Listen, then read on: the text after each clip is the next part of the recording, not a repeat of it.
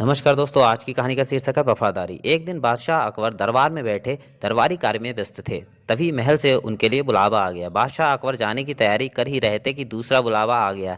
जिन बेगम साहिबा का बुलावा आया था, बादशाह उन्हें बहुत प्यार करते थे, इसलिए वे जल्दी से दरबार से उठकर महल की तरफ जाने लगे। अचानक उन्होंने देखा कि बीरबल मुंह फेर कर मुस्कुरा रहा है। बादशाह से यह नहीं देखा गया और क्रोधित होकर उन्हें हुक्म दिया, बीरबल, तुम इस राज्य से तुरंत निकल जाओ और इस जमीन पर पैर मत रखना, वरना तुम्हें अपनी जान गंवानी पड़ेगी। बीरबल ने आदेश का पालन किया और नरम लहजे में प्रणाम करते हुए दरबार से बाहर चले गए। बीरबल के जाने के बाद कुछ दरबारी तो बीरबल के जाने से खुश हुए और कुछ दरबारी परेशान हो गए। जब बीरबल को काफी दिन हो गए तो बादशाह अकबर का क्रोध शांत हो गया। इधर बीरबल के ना होने से दरबार के कामों में बहुत सी परेशानियां आने लगी। स्वयं बादशाह अकबर बहुत परेशान हो गए। अब उन्हें बीरबल के ना होने का एहसास होने लगा। वे बीरबल को बुलाने के लिए तरकीब सोचने लगे।